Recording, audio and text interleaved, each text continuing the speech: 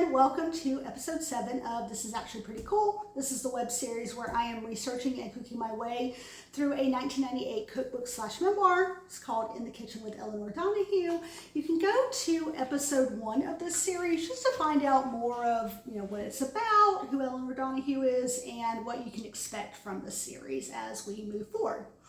All right, so today's sources are the book itself that I just showed you. I also pulled some information from online, from Wikipedia, from just some other different websites. And we're not pulling from Peter Ackerman's book today. We're not pulling from the Academy of American Television interview that was done in 2006. We really are just doing the book and then those online sources that I found. All right. So we are on page 30 of the book. If you'll recall from the last episode, Miss Donahue, Mary Elinor Donahue as she was known at the time, and her mother they've moved to Los Angeles ostensibly for her mother to have a vacation. And so they're getting settled in, and that is where we're going to meet up with them. And so Miss Donahue is basically talking about the Hollywood farmers market. And she says, this was founded or born in 1934. It was built at the corner of 3rd and Fairfax. And when they moved, when she and her mother moved to Los Angeles in 1942, the market had been open 8 years at that point, and it was already so famous that basically the people that they were meeting in Los Angeles were like, oh, hey, you have to go here. And she said it was just really amazing, whether we bought anything or not. It was just so cool to go look around and see, everything that was on display. She talks about, you used to be able to see like sausages being made, and there was a stall that had teas and teapots from all over the world. And she says, those things aren't really there anymore. The one thing that was there at the time was a fish stall. She talks about like, hey, you could sometimes get this Dungeness crab, which we were familiar with being in the Pacific Northwest, and so that really kind of helped our homesickness a little bit to be able to like eat this thing that we were used to eating, in our home where we were before this. She talks about that when they started going to the market in 1942, there was a peanut butter making machine, and she says, hey, that is still there, and keeping in mind that was still there in 1998 when this book is released, right?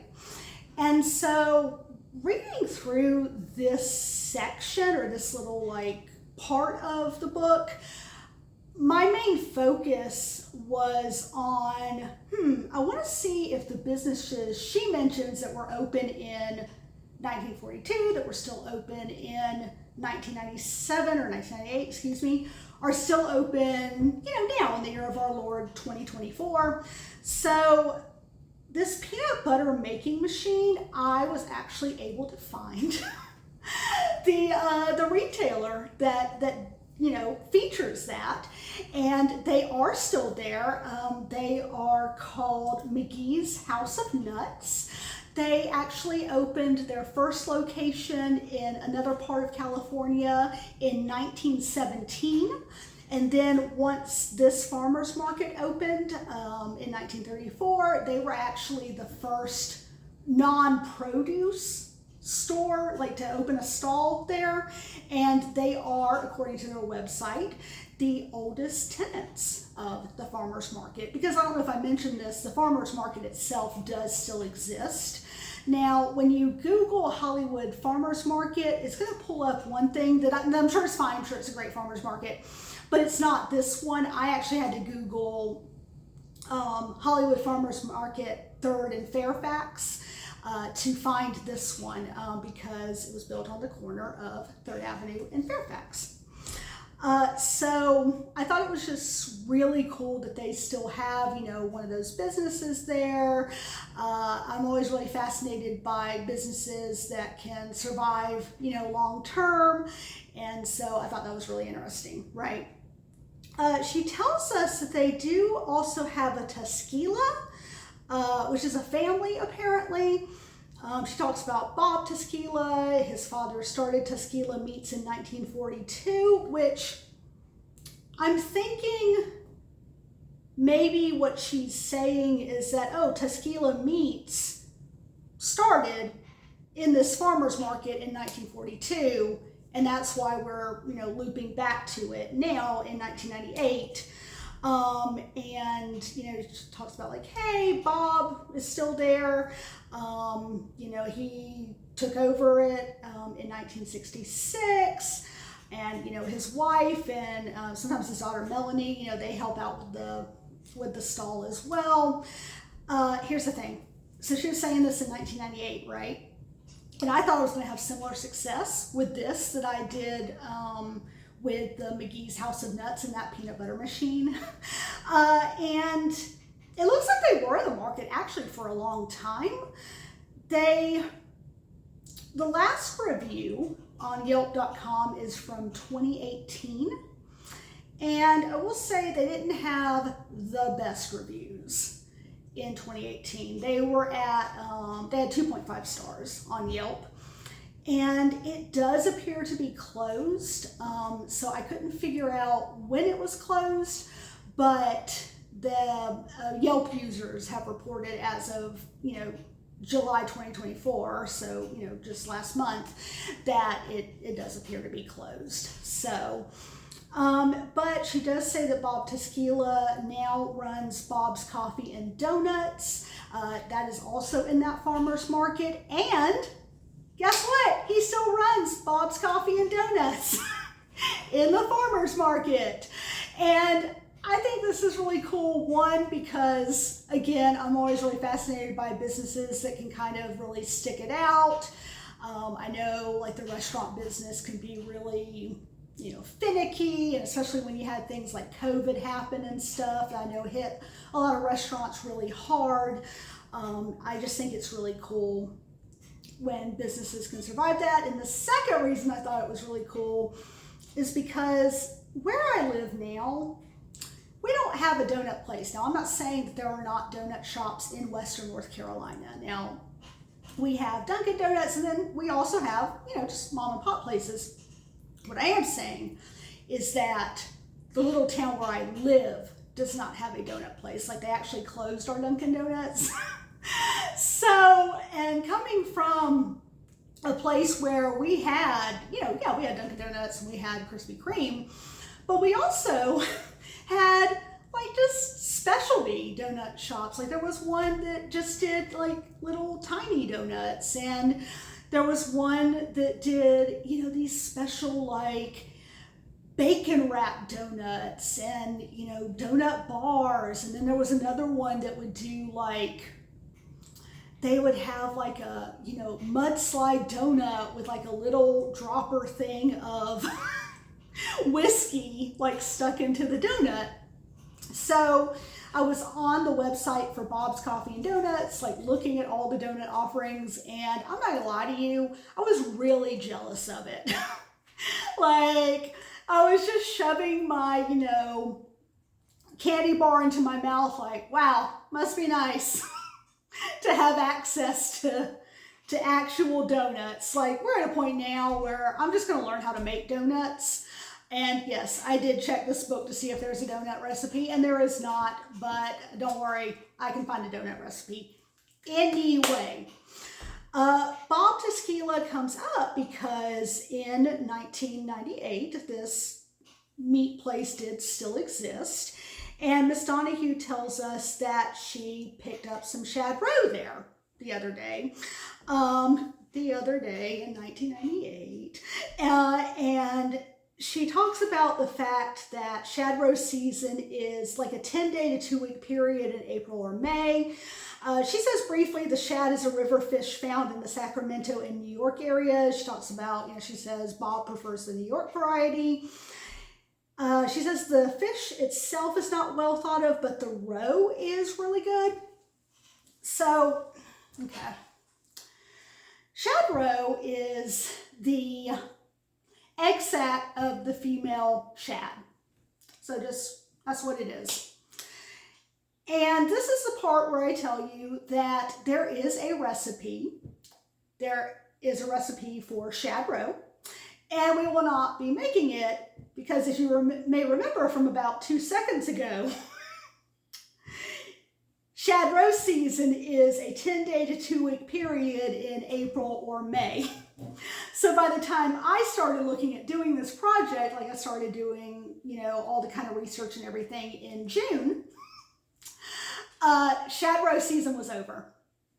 And I looked online to see, like, oh, you know what, maybe people freeze this and I could order it. And no, that was not a thing. And knowing that it's like an egg sack, I can definitely understand why you wouldn't freeze this. So instead of making this recipe today, we're just going to talk a little bit about shad the fish. You're here at Fish Talk with Jennifer. So anyway, so what I'm going to do is probably next April, beginning of next April, I'm going to start looking online because I'm going to have to order it, like, to have it shipped. Like, I don't have any plans to go to New York or the Pacific Northwest or California in the next year. So I'm going to try to see if I can have it shipped. And then, so hopefully next year, like maybe next April or next May, I can go ahead and actually make this recipe. But unfortunately, I'm not able to do that today. Just, you know, the season's over. The season's been over for a few months now. All right. So, like I said, we're here at Fish Talk with Jennifer. The shad, like I said, it is a type of fish, and it is, they have silver bodies, and sometimes they get confused with salmon just because, again, the silver bodies. So I'm reading from this entry on redorbit.com, and that'll be in the episode notes along with the other sites I've mentioned. But it says, quote, "It has a rich, delicate, fatty flesh prized by some and despised by others. Shad are shot through with small bones. There is a great controversy over the taste of shad, opinions running from inedible, some fishermen cut shad up to use for bait, to superb. Some esteem it above the famous Atlantic salmon and consider it flavorful enough to not require sauces, herbs, or spices, although most will sprinkle it with vinegar or lemon juice. It can be boiled, filleted, and fried in butter or baked. Baking shad at a low temperature for an extended period will dissolve the tiny bones, although the texture of the flesh will suffer. Aside from the fish itself, the eggs, called shad roe, are a prized gourmet item, although, again, some people find them inedible." So that's what the shad is. That's what shad roe is. Just want to talk a little bit about it. It is very high in omega-3 fatty acids.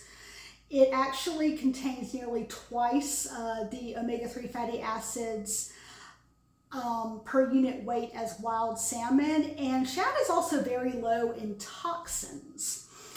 And Wikipedia says it is a valued food fish. It has had some declines in its population. That started being noted as early as the turn of the 20th century. Many of the rivers where shad were once common now suffer from pollution. So that's one thing sort of leading to that decline. And the other thing is that a lot of the rivers that are across the historic shad range are now heavily dammed, and so that actually eliminates a lot of the spawning grounds. Now, shad is present in the northeastern United States, and it was also introduced in the North Pacific, in California in the 1800s. So, people do fish for this, as you can imagine. I did find some really cool stuff in the Society and Culture section for this Wikipedia entry. Shads, quote, shads serve notable symbolic roles in regional politics and culture. On the year of every gubernatorial election, would-be candidates, lobbyists, campaign workers, and reporters gather in the town of Wakefield, Virginia for shad planting. In Connecticut, the towns of Essex and Windsor hold annual shad festivals. Each spring, the town of Lambertville, New Jersey, on the Delaware River across from New Hope, Pennsylvania, also hosts an annual shad festival. The Salem County, New Jersey Attorney Bar Association has held an annual shad dinner every spring since the 1940s, and there is a shad museum on the Connecticut River in Haddam, Connecticut. William Penn negotiated with the Lenape for the shad fishing ground Schuylkill, Schuylkill, in the 1680s. Shad, he said, were, quote, excellent pickled or smoked. And I do want to go back to the shad planking event. That's the annual political event that's held in Virginia. It takes place every April. And it is like officially, right? It's an event to celebrate the James River running of shad. And so what a shad planking actually is the fish are smoked on wood planks over an open flame, right? So that's what it ostensibly is, right? This began after World War II.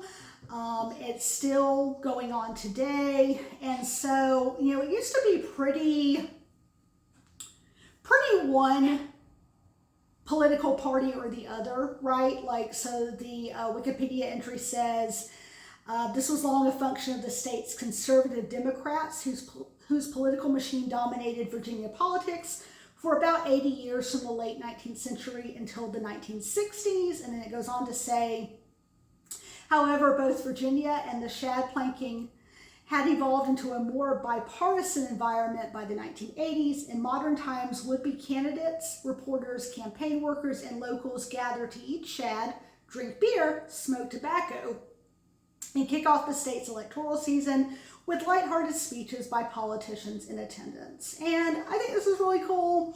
I'm not into politics, but I would go to eat some smoked fish. So I like that if you're really into politics, you can have some smoked fish on the side. If you're really into smoked fish, you can have some politics on the side. And I just think that's really, really cool. I think food-based festivals are really cool just because, you know, food is just a big part of everyone's culture. So I think that's really fascinating. Yep. Like I said, we are not going to be able to make today's recipe, but I do hope that you have enjoyed learning about the Hollywood Farmers Market, about Bob's Coffee and Donuts, about this apparently sad demise of Tuskegee meats, about McGee's nuts, and about everything shad. Like I said, the references will be in the episode notes. I hope you've enjoyed this. Our next episode should actually be coming out tomorrow. And I say that because I am planning to defrost the ingredients tonight. So it will need to come out pretty soon after I defrost those ingredients. All right, I hope everyone has a wonderful Saturday, and I will see y'all again soon. Bye.